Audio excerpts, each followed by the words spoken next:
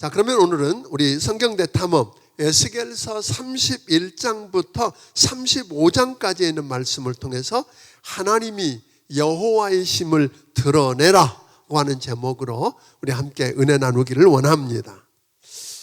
우리가 31장을 보게 되는데 사실은 29장부터 32장까지 계속해서 애굽의 심판에 대해서 말하고 있는 중에 오늘 31장이 등장합니다. 그러니까 하나님께서 에스겔을 통해서 애굽의 바벨론의 왕이 큰 위험이, 바벨론 왕의 큰 위험이 얼마나 대단했는지를 아수르 제국하고 비교해서 지금 이야기하고 있습니다. 사실 아수르 제국은 영토의 크기나 정치적, 군사적 세력에서 애굽을 능가했던 대제국입니다. 그런데 레바논의 백향목, 레바논의 백향목으로 이 아수르를 비교하면서 이 레바논의 백향목은 웅장함과 화려함, 그리고 그 가지가 구름에 닿아 모두가 다 부러워하고 앞을 다 푸어서 차지하고 싶은 나무 중에 하나였습니다. 하나님의 동산에 있는 백향목과 잣나무와 단풍나무가 그 백향목만 못하다고 시샘할 정도였습니다. 그러니까 선민인 이스라엘마저 누굴 부러워해서 아수르를 부러워할 정도였다고 하는 것입니다. 그러다가 이 레바논의 백향목 같은 아수르 제국이 10절에 교만과 12절에 오늘 폭행과 그리고 이웃 나라들에 대한 무자비한 억압으로 결국에는 누구에 의해서 소위 열국에 능하고 강포한 자라고 일컬어지는 바벨론에 의해서 레바논 레바논의 백향목인 그 아수르 제국이 도끼 찍혀서 넘어지는 것을 우리에게 보여줍니다. 그러면 그 대단하고 풍요로웠고 그리고 위험이 있던 그 그늘 아래 거였던 모든 것들이 뭐예요?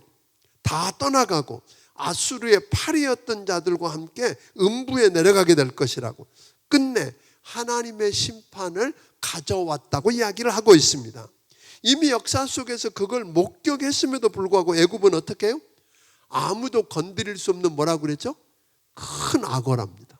물속에 있는 큰 악어고, 그리고 애굽의 풍요를 가져다 준 나일강은 나를 위해서 내가 만들었다 이렇게 하면서 하나님의 자리에 앉아서 교만한 마음이 어디에 닿았다 그러세요?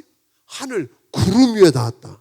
그러더니 결국 BC 609년에 아수르 제국을 무너뜨렸던 바벨론에 의해서 568년에 완전히 망하고 백성들이 사방으로 흩어지고 또 쌓아두었던 은금과 모든 보물들을 다 빼앗깁니다.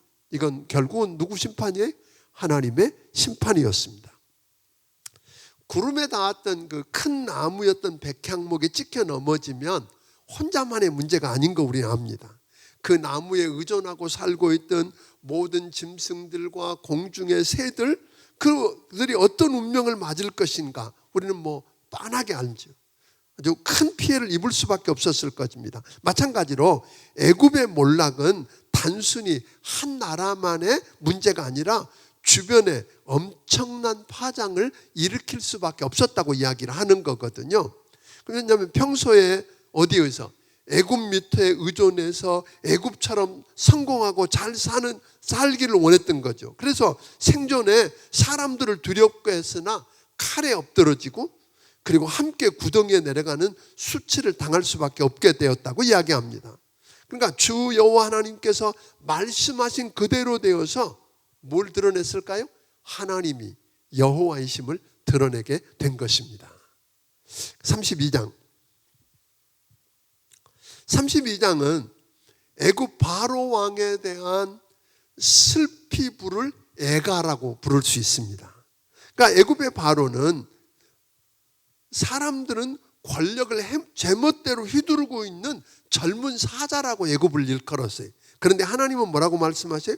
난폭하게 위협하고 강을 더럽히는 큰 악어라고 하십니다.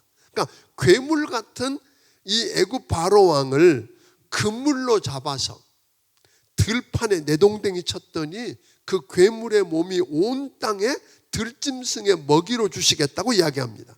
그러니까 그들은 생존 세상에서 사람을 두렵게 하고 두렵게 하던 자였는데 오늘 그들이 뭐예요? 세상에 뭐가 되어서 짐승들의 먹이가 되는 비극을 경험합니다. 그런데 이 일을 하시는 분이 누구라고 이야기하죠? 천지 만물을 창조하시고 온 세상을 그 뜻대로 통치하시는 누가 하셨다? 하나님이 하셨다. 그렇게 이야기하는 것입니다. 그래서 이 일을 통해서 하나님이 여호와이심을 모든 사람들에게 뭐 하셨다? 알게 하셨다. 그렇게 이야기하는 거죠. 그러니까 죄송합니다. 젊은 사자와 큰 악어와 같이 화려하고 위험이 대단했던 그 애굽은 이제 슬피 부를 처량한 애가의 대상이 되어서 더 이상 이 세상에 어떤 소망도 찾아볼 수 없는 그런 지경이 되어버렸다는 겁니다. 애굽의 바로 왕이 기대했던 모든 것들이 무너졌듯이 세상이 기대하는 모든 것들이 끝내는 뭐하다? 헛되다 그런 거예요. 여러분 잘 아는 대로 모든 걸 다 가져보고 모든 걸 다 해보고 다 누려보았던 솔로몬이 고백이 뭐죠? 헛되고 헛되니 헛되고 헛되도다 그 이야기를 했던 것이 그런 이유입니다. 그러나 슬픈 애가를 부를 수밖에 없는 곳에서 애가를 부르는 게 아니라 찬송을 부르는 사람들도 있더라 하는 거예요. 바울과 실라가 예수 그리스도의 생명의 복음을 전하다가 억울하게 붙잡혀서 옷이 찢긴 온몸이 터지도록 매를 맞습니다. 그리고는 쇠사슬에 묶여서 깊은 감옥에 내동댕이 쳐집니다. 하지만 바울과 실라는 그곳에서 슬피 울면서 처량한 애가를 부르는 게 아니라 뭐하고 있죠? 하나님을 찬송하기 시작합니다. 기도하기 시작합니다. 그때 하나님께서 들으시고 천사를 보내서 지진이 일어나 옥터가 움직이고 옥문이 열리고 바울과 실라가 쇠사슬에서 벗겨지는 오늘 놀라운 일이 일어나고 그를 때리고 지키던 간수가 어떻게 했어요? 선생들아 어떻게 해야 구원을 얻을까? 결국은 그를 데려다가 씻기고 치료하고 하나님의 말씀을 듣고 주 예수 그리스도를 믿음으로 간수들과 온 가족이 구원받는 기적을 경험하게 했다고 하는 것입니다. 그러니까 하나님께서 여러분과 나를 이 땅에 보내셔서 살게 한 것은 엄청난 축복이고 기회가 아닐 수가 없지요. 아멘? 여러분 아멘이세요? 응? 집에서 들으시는 여러분 사실 이 앞에는 몇 명 없어요.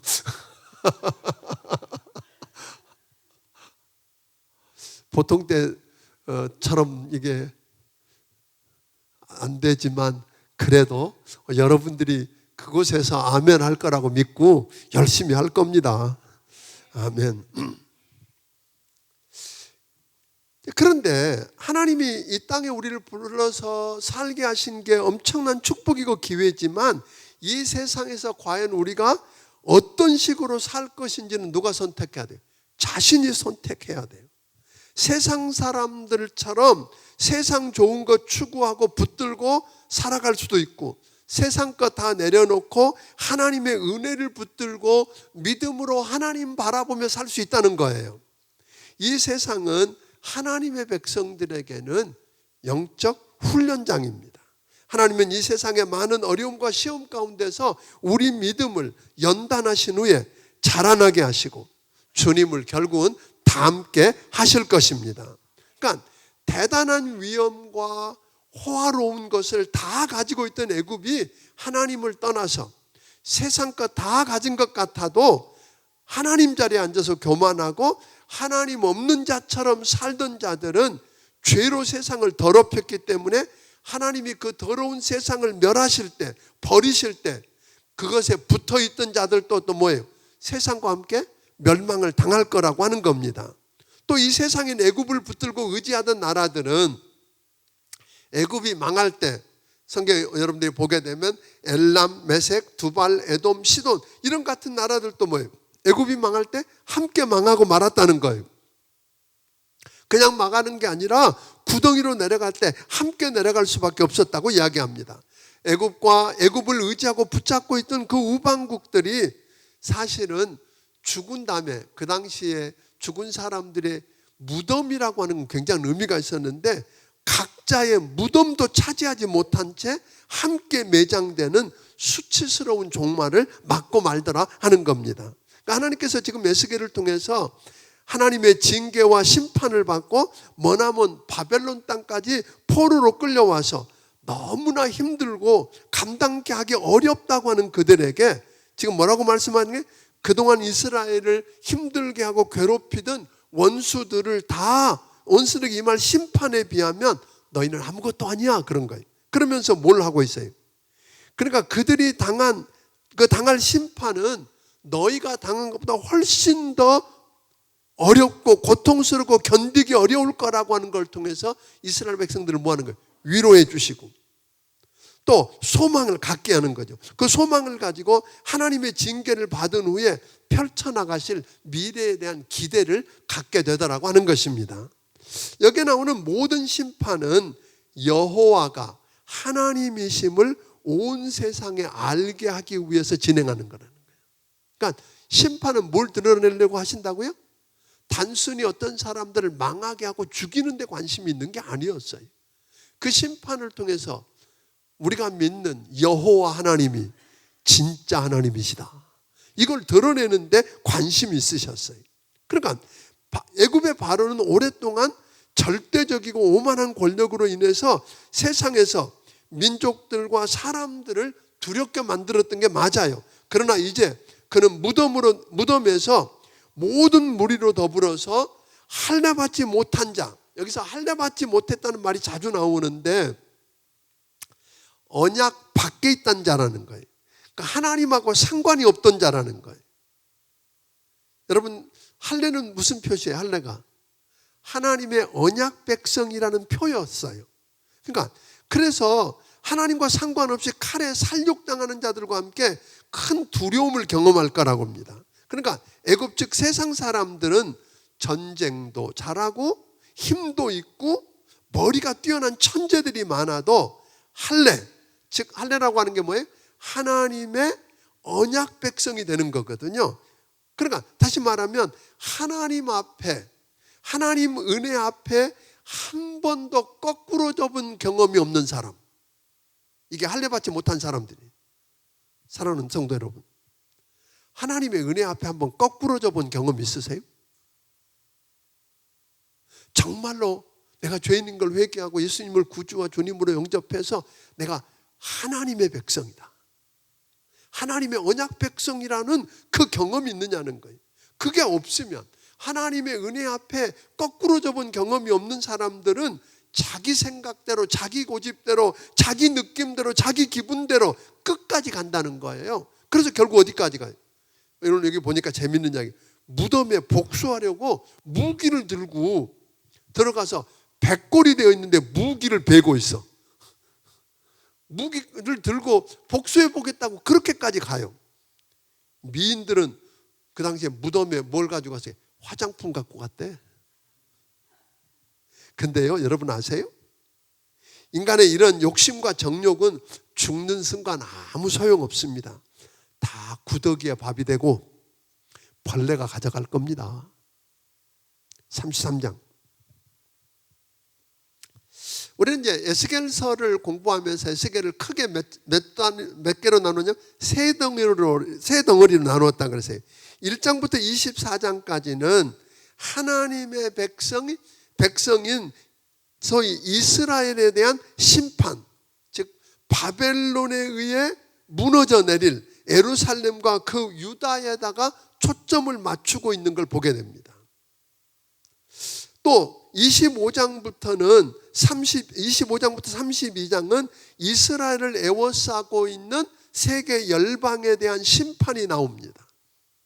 33장부터 48장까지는 망해버린 이스라엘을 위로와 회복을 말하는 소망이 오늘 초점을 이루고 있는 걸 보게 됩니다. 그러니까 이제부터는 이스라엘의 골문 죄, 그것을 수술해서 나쁜 부분들, 썩은 부분들을 다 제거하는 시간이 이미 지났으니까 이제는 그 상처를 뭐하고 꿰매고 싸매는 시간이 될 것이라고 하는 것입니다. 그러니까 심판을 외쳤던 처음에 1장부터 24장까지와는 달리 앞으로 33장부터 48장까지는 주로 이 말씀은 낙관적이고 굉장히 소망적인 것을 여러분들이 보게 될 것입니다. 그러니까 에스겔은 사실 3장에서 이미 에스겔을 뭘로 세웠어요? 파수꾼으로 세웠다고.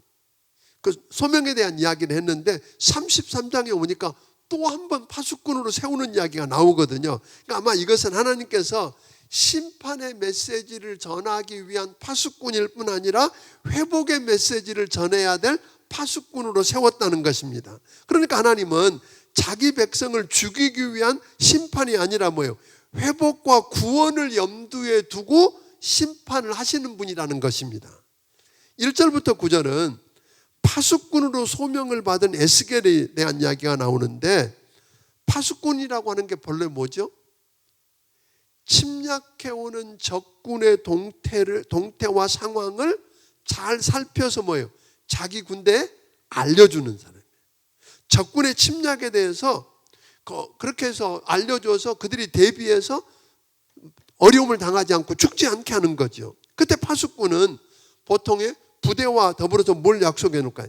약속해 놓은 나팔, 소위 나팔을 불어서 위험을 대기해 했는데, 나팔이 여러 신호를 한번 길게 분다든지 짧게 분다든지, 군대 가면 우리 점심 먹고 나면 뭐예요? 밥 먹었으면 이래라, 공짜가 어딨냐, 뭐 이런 나팔을 불거든요. 근데 그거를 밤에 취침 나팔할 때 그걸 분다면 어떻게 돼요?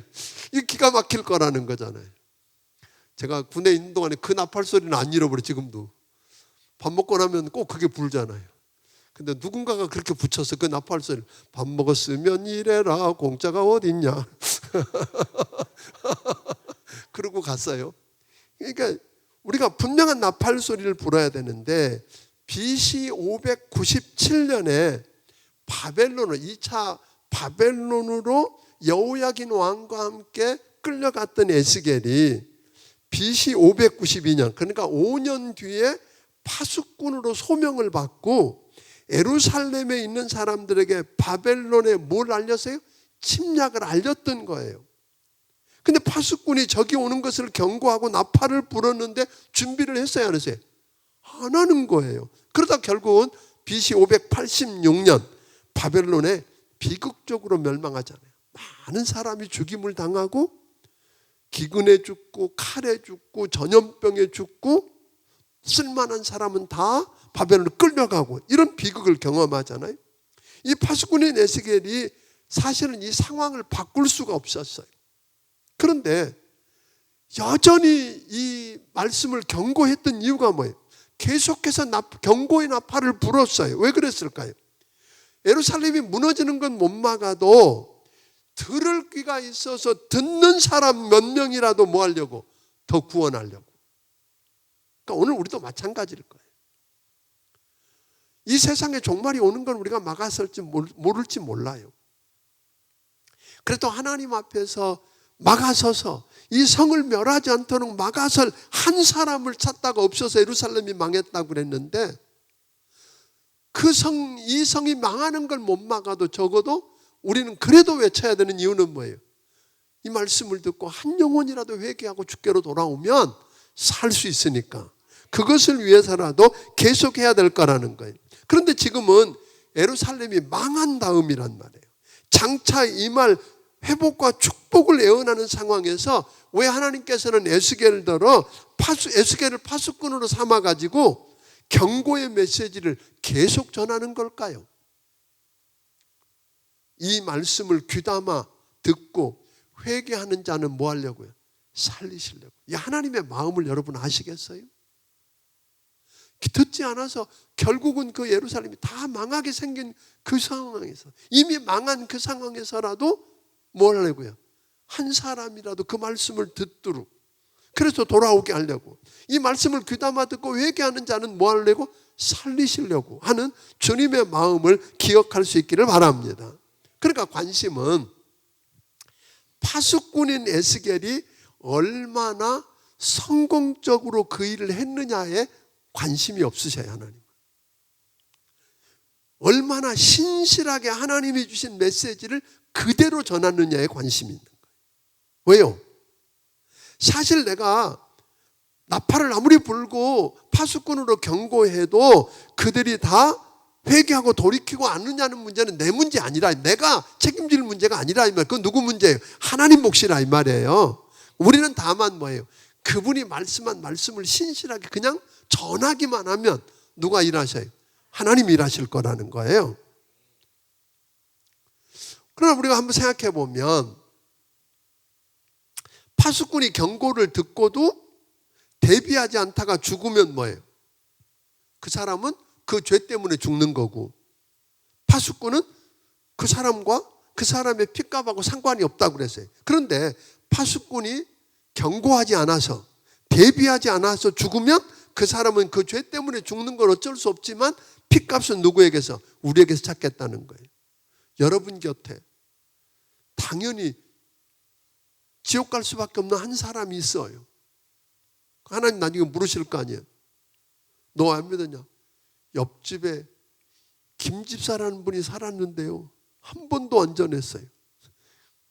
이건 문제라는 거예요. 누구예요? 그 사람은 그 죄 때문에 죽는 거예요. 망하는 거예요. 지옥 가는 거예요. 그러나 그 핏값을 누구에게? 경고하지 않은 파수꾼. 여러분, 예수 믿는 여러분과 내가 파수꾼이라는 거 믿으세요? 파수꾼으로 하나님이 부르셨어요. 당연히 그러니까 그 사람 내가 전해봐야 믿든 안 믿든 그건 우리가 책임질 문제 아니에요. 그냥 뭐 하면 돼요? 그냥 전하는 거예요. 하면 그냥 전하는 거예요. 반응과 상관없이 우리는 주신 말씀을 명확하고 분명하게, 나팔을 분명하게 불어야 돼요. 아까 이야기한 것처럼 취침 나팔인데 아침에 기상 나팔을 불어댄다든지 뭐 이러면 큰일 아니에요? 지금 전쟁이 왔으니까 진군하라, 그런데 뭐예요? 뒤로 돌아가라 하는 나팔을 분다든지 이러면 큰일이라는 거죠. 분명하고 확실한 나팔을 불면 되지요. 10절부터 20절에 보니까 핑계 댈 수 없다 그런 거예요. 각 개인의 책임이라고 하는 겁니다. 바벨론에 포로로 끌려온 사람들은 하나님의 심판을 받아서 죽은 목숨이나 다름없다. 다 끝났다. 하나님도 버리셨다. 그러면서 좌절했어요. 그런데 하나님은 뭐라고 말씀하신지 아세요? 죄인을 심판하시는 하나님께서 결코 죄인이 뭐 하는 것을? 악인이 죽는 것을 기뻐하지 않으신다. 악인이 그 죄 때문에 지옥 가는 거 기뻐하지 않으세요. 망하는 거 기뻐하지 않으신다. 말이 돼요? 무슨 말이에요 그 말은요? 악인이 그 길에서 돌이켜서 사는 걸 기뻐한다는 거예요. 아멘? 그러니까 여러분, 우리가 보면 당연히 망해. 그건 망해도 싸. 지옥 가도 아랫목에 가야 돼 하는 사람일지라도 하나님은 그 악인이 망하는 것, 죽는 걸 기뻐하지 않고 그 죄에서 돌이켜서 뭐 하려고요? 사는 걸 기뻐해요. 그래서 하나님 뭐라고 하세요? 악한 길에서 돌이켜 떠나라. 왜 죽고자 하느냐? 그랬어요. 왜 죽고자 하느냐? 너 다 끝났다 그러는데 아니야. 왜 죽고자 하느냐? 회개하고 돌이켜라고 하는 겁니다. 우리 하나님은 오래 참으시는 은혜의 하나님, 자비의 하나님이지 결코 심판을 즐기는 하나님 아니라고 하는 것 여러분 기억하게 되기를 주의 이름으로 축원합니다. 또 올바른 신앙생활은 과거에 신실하고 의롭게 살아왔는지 이런 것이 아니라는 거예요. 과거에 신실하게 의롭게 살아온 것 집착하지 말고 언제에 충실하라? 현재에 충실하라는 거예요. 의롭게 살아서 하나님께서 의롭게 사는 모습을 보고 너는 산다 그랬을지라도 오늘 하나님 말씀을 떠나서 악하게 살면 또 과거에 자신이 쌓아놓은 업적을 믿고 교만해지면 그건 망한다 그런 이야기고, 또 악한 사람들에게 하나님이 악을 행하고 있는 사람에게 너는 죽는다 그러셨을지라도 그 자리에 돌이켜 말씀을 듣고 돌이켜 회개하고 죄에서 떠나서 정의와 공의를 행하면 살고 죽지 않는다. 아멘. 그러니까 과거에 의롭게 제대로 사는 거 울고 먹고 살 수 있다 없다? 없다. 뭐가 문제예요? 오늘 지금 어떻게 사느냐는 거. 오늘 이미 지난 날을 보면 도저히 돌이킬 수 없어 보여도 그래도 죄에서 돌이켜서 오늘 죄에서 떠나서 아멘 하나님을 붙잡고 의롭게 살면 산다는 것입니다. 아멘. 그랬더니 뭐라고 말하냐면 이스라엘 백성들이 공평하지 않대. 그들은 뭐라냐면 평균 내셔야지. 그래도 옛날에 잘한 거 봐주셔야지. 어떻게 지금 잘못했다고 해야 합니까? 그랬더니 하나님 뭐라고 말씀하셔요? 하나님은 너희가 각기 행한 대로 심판을 받으리라. 그러면서 심판은 내가 할 테니까 너는 경기나 해라. 그런 거예요. 심판은 누가 해요? 하나님이 하시는 거예요. 우리는 경기나 하라고 주님 말씀합니다. 21절 22절에 보면 BC 585년 그러니까 예루살렘이 586년에 망했으니까 무너졌으니까 585년에 에스겔이 바벨론에 끌려온 지 12년째 되는 해 10월 5일 날 누가 오냐면 예루살렘에서 바벨론에 의해 무너진 지 5개월 만에 5개월이 지났을 때 바벨론의 포로로 잡혀온 사람들이 있었어요. 그들이 예루살렘 성이 누가 이야기하던데 에스겔이 말하던 대로 뭐했다? 무너졌다. 망했다. 함락됐다는 소식을 들었어요. 그러니까 사실은 에스라가 여러분 나중에 그 에스라서에 보면 에스라 7장 7장의 9절이나 8장 30절에 보면 에스라가 포로에서 돌아올 때 고레스 왕의 이야기를 듣고 돌아올 때 백성들을 데리고 바벨론을 출발해서 예루살렘까지 오는데 얼마나 걸렸다 그러죠? 4개월이 걸렸다 그러죠. 그건 뭐 신나서 갈 때 그런 거고 포로로 끌려오다 보니까 아마 5개월이 걸렸던 것 같아요. 그러니까 그만큼 뭐죠? 예루살렘에서 바벨론까지 거리가 그만큼 멀고 험난했다고 하는 거지요. 그런 시점에 그러니까 사실은 예루살렘이 망했을 때 무너졌을 때 바벨론의 포로로 있는 사람들은 그 사실을 알았어요. 몰랐어요. 지금 5개월 만에 이들이 전해주니까 알고 나서야 에스겔이 그동안에 행동 예언을 하고 말씀으로 선포했지만 안 받아들이고 비웃고 조롱했었는데 예루살렘 함락 소식과 함께 에스겔 선지자의 사역과 메시지가 모두 뭐다? 진실하다는 걸 인정하기 시작해요. 그러니까 에스겔이 그 아내가 죽은 날 여러분 기억하세요? 24장에서 아내가 죽은 날이 뭐한 날이었어요? 예루살렘 성이 무너지는 날이었어요. 그러니까 그날 뭐가 됐죠? 벙어리가 됐어. 말을 못하게 돼요. 그런데 이 성이 무너진 다음에 그 소식을 가지고 오는 사람들이 쫓아가기 그 전날 밤에 하나님이 에스겔에게 나타나셔서 말은 이제 벙어리 생활을 접고 입을 열어서 그 말씀을 잠잠하지 말고 담대하게 전하라고 하는 걸 보게 됩니다. 그러니까 사실은 우리가 삶으로 또는 말로 하든 간에 그 말이 내 말이 진실한 것을 세상이 알 수 있겠느냐는 거죠. 23절부터 29절에 보면 예루살렘에 남아있어 헌물 켜는 사람들을 보게 돼요. 여러분 아는 것처럼 BC 605년과 BC 597년 BC 605년은 다니엘을 포함한 사람들이 붙잡혀가고 그 다음에 597년은 여호야긴과 에스겔이 붙잡혀가고 많은 사람들이 붙잡혀가잖아요. 그 끌려간 후에 예루살렘에 남아있던 사람들이 뭐라 그랬냐면 끌려간 사람들을 보면서 그래. 저 봐라. 얼마나 죄가 많으면 성전도 없는 이방 땅에 잡혀갔을까. 하나님도 너희 버렸다. 그러니까 차라리 도망가라. 죽어라. 뭐 이런 이야기거든요. 하나님 버리셨다고 이야기했어요. 그러니까 또 그러면 저들은 뭐라 그러냐면 저들이 그렇게 함으로 죄값은 다 치렀다. 그러니까 여기 남아있는 사람이 누구예요? 우리가 남은 자다 그런 거예요. 그런데 그런 와중에 BC 586년에 예루살렘이 완전히 망하면서 많은 사람들이 칼에 죽고 전염병에 죽고 포로로 또 끌려가고 정말 이제는 가난하고 보잘들 것 없고 쓸모가 별로 없는 사람들만 좀 남은 거예요. 그런 사람들 더군다나 BC 582년에 보면 그달랴가 암살당한 뒤에 예루살렘에는 그렇게 많은 사람이 살지 않았을까라는 거. 한 2만여 명밖에. 그러니까 보세요. 그 사람들 얼마나 신났겠어요. 동족들이 끌려가고 죽임을 당하고 하는 거 그거 보면서 다 울고 있는 그들은 뭐예요? 속으로 화장실 가서 웃지도 않은 것 같아. 그냥 대놓고 웃었던 것 같아. 뭐라고 웃었어요? 왜 그랬을까요? 그들이 포로로 잡혀가나 죽은 사람들이 남겨놓고 간 집과 포도원과 정원이 있잖아. 땅들이 있잖아. 그거 다 자기들 거잖아요. 또 하나님께서 아브라함을 한 사람에게 이 땅을 기업으로 주셨는데 우리는 숫자도 많으니까 이건 기업으로 주신 게 맞다 그런 거예요.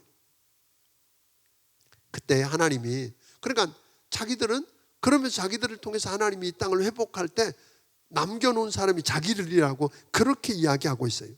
그때 하나님 뭐라고 그러죠? 선지자를 통해서 바벨론에 끌려올 자격도 갖추지 못하고 있는 예루살렘에 방치된 사람들이 남은 자라고 하는 걸 기가 막혀 하시면서 이야기하십니다. 그 땅이 너희 기업이 될까 보냐? 하고 반문하셔요. 너희 기업이 되겠냐는 거예요. 왜? 왜 그랬을까요? 그들은 보니까 고기를 피채 먹고 그 말은 뭐예요?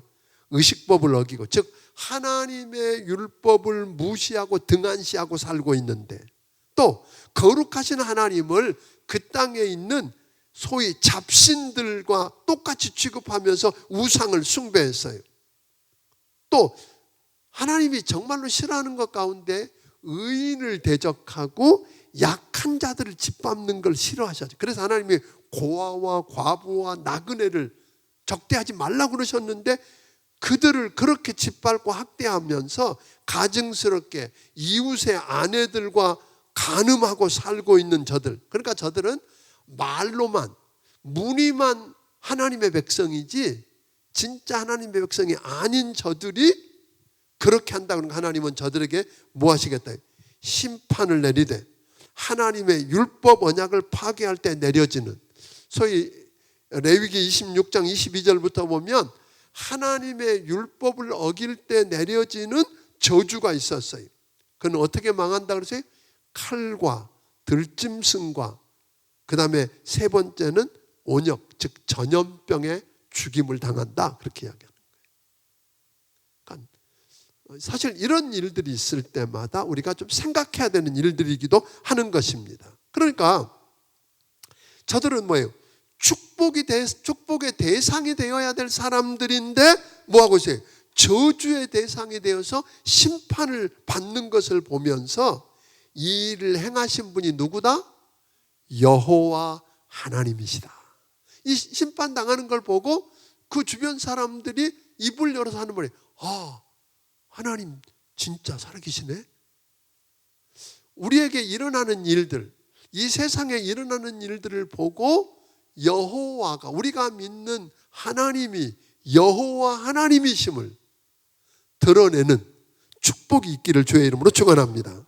30절부터 33절에 보면 바벨론에 포로로 끌려와 있는 자들도 예루살렘에 남아있는 자들과 별반 다르지 않다. 별반 다르지 않는 죄인이라는 게 그 끌려와 있는 사람들도. 그들이 뭐라 그러세요? 하나님 말씀을 듣겠다고 에스겔을 찾아온 거예요. 근데 하나님께서 그들을 보면서 뭐라냐면 야 쟤네들은 말이야 아니 말씀 듣겠다고 하는데 얼마나 좋아요. 그런데 말씀을 듣고도 뭐 하지 않는다는 거예요? 행하지 않는다는 거예요. 행할 관심이 없이 말씀을 듣는 거예요. 여러분 말씀 듣는데 이 말씀이 하나님 말씀이니까 이 말씀을 듣고 그대로 살아보겠다는 결심 있으세요? 그런 거 없었다는 거예요. 여기는 그냥 듣는 거예요. 그러니까 문제는 뭐냐면 말씀을 차라리 몰랐으면 더 낫겠는데 모르고 행하지 않았다면 변명을이라도 할 거 아니에요. 근데 버젓이 하나님 말씀을 듣고 행하지 않는 것을 하나님 뭐래요? 하나님을 무시하는 거라잖아요. 하나님을 무시하는 거래요. 저들은 하나님의 말씀을 전해주는 선지자를 감미로운 노래를 하는 가수나 악기 정도로 여겼다는 거예요. 요즘 우리가 여긴 뭐 목회자들이 주로 많이 있으니까 고민해야 될 일 중에 하나예요. 사람들에게 여기 앉아 강대성에서 만담이나 해서 사람들을 귀를 즐겁게 하고 감미로운 귀를 간지럽혀주는 가수나 악기 정도로 여기면 큰일 아니에요? 근데 에스겔에게 그들에게 뭐라고 말하는지 하나님께서 바른 말을 전해줬던 에스겔 선지자를 증인으로 내세우겠다는 거예요. 그래서 변명하지 못하게 하겠다는 거예요.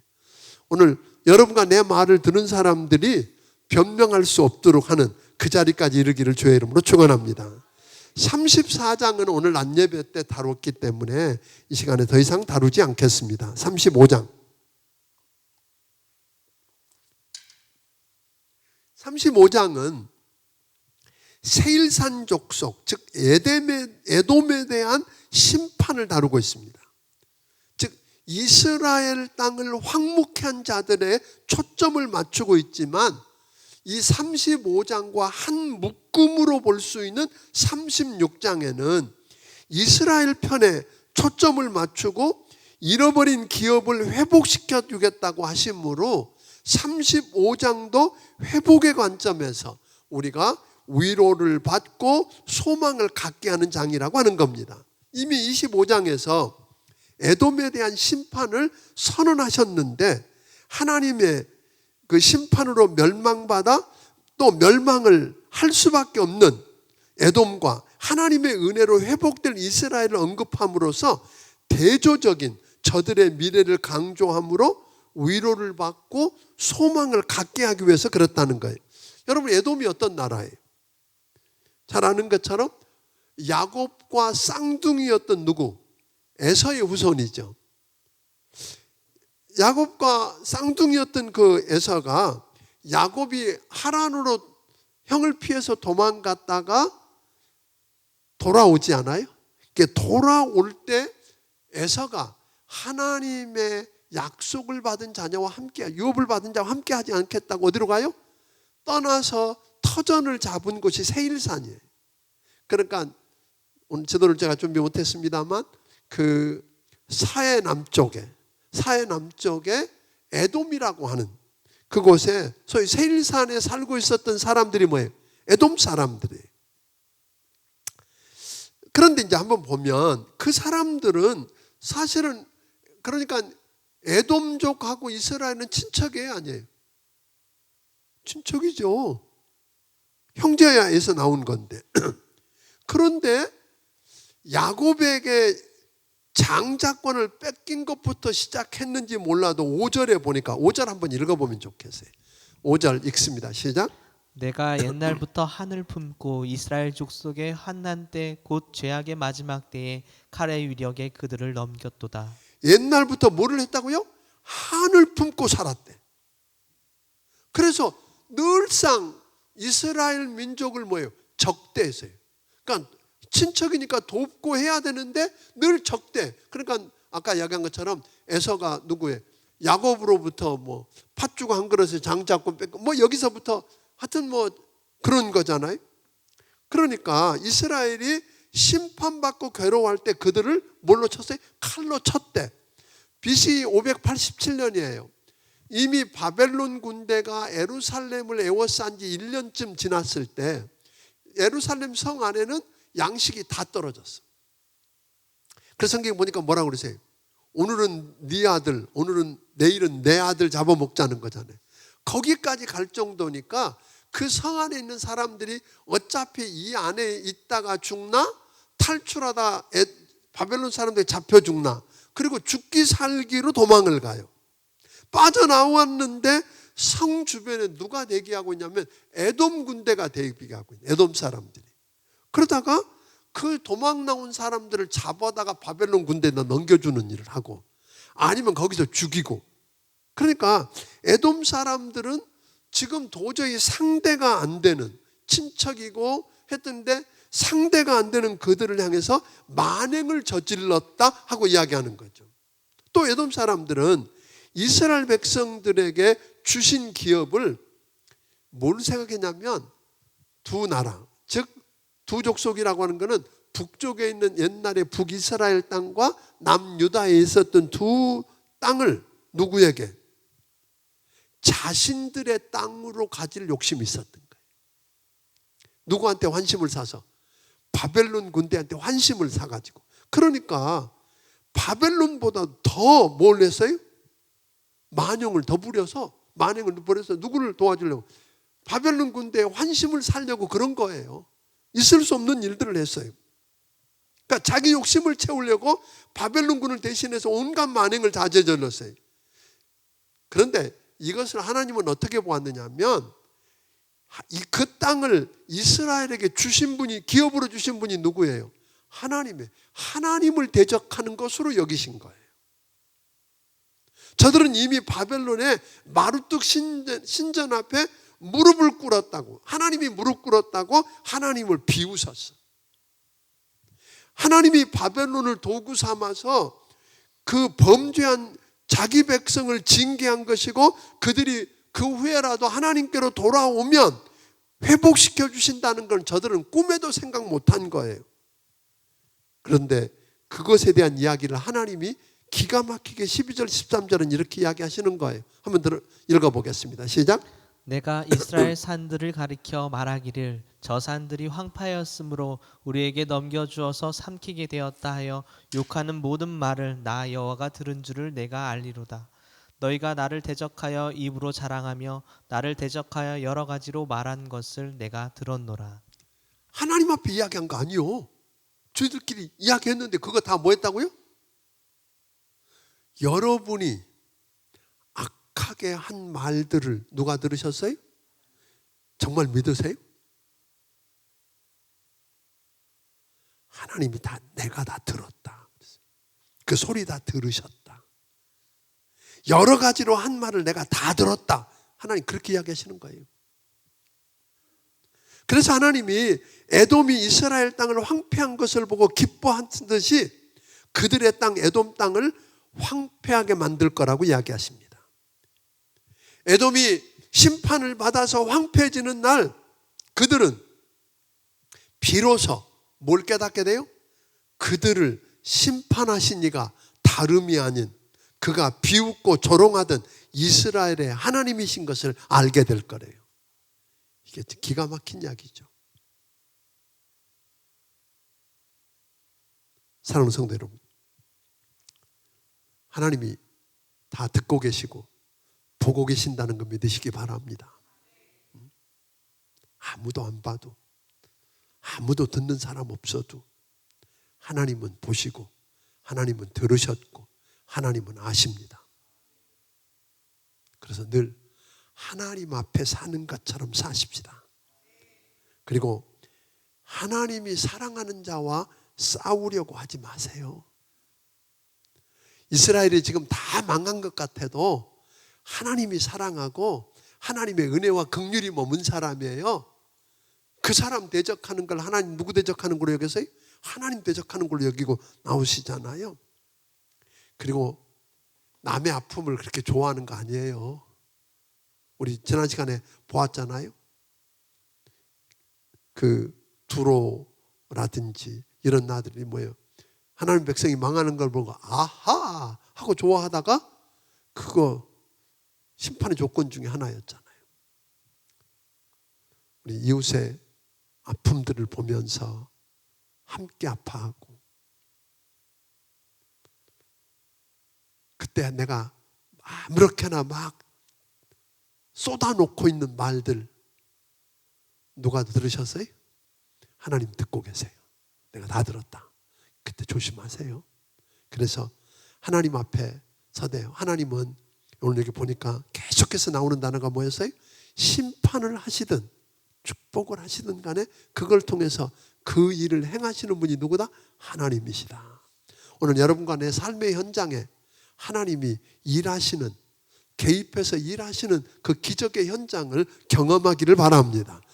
그것을 통해서 하나님이 여호와이신 것을 드러내는 축복을 누리게 되기를 주의 이름으로 축원합니다. 기도하겠습니다. 하나님 아버지, 고맙습니다. 그래도 이 어렵고 힘든 상황 속에서 이렇게 온라인을 통해서 예배드릴 수 있는 축복 주셔서 감사합니다. 가정에서 하나님 불편하지만 그 영상을 보며 예배하는 우리 성도들 한 분 한 분 축복해 주시고, 말씀이 저들 위에 임하고, 하나님이 저들의 그 부르짖음과 탄식을 들으시고, 하나님이 저들 인생 속에 개입하셔서 일하시는 기적의 현장을 경험하게 하시고, 그것을 통해서 저들이 믿는 하나님이 진짜 하나님이고 여호와이신 것을 세상이 알고 그 하나님 앞에 무릎 꿇는 기적을 보게 하여 주시옵소서. 이제는 우리 주 예수 그리스도의 크신 은혜와 하나님 아버지의 무한하신 사랑과 성령님의 감화 감동하시고 역사하시며 교통하심이 오늘 이 에스겔서의 말씀을 붙들고 그 말씀이 내게 주신 하나님의 말씀으로 알고 그 말씀대로 한번 살아보면서 하나님의 역사를 체험하기 원하는 귀한 심령들 머리 위에 지금부터 영원까지 함께해 주시기를 예수님 이름으로 축원하옵나이다. 아멘.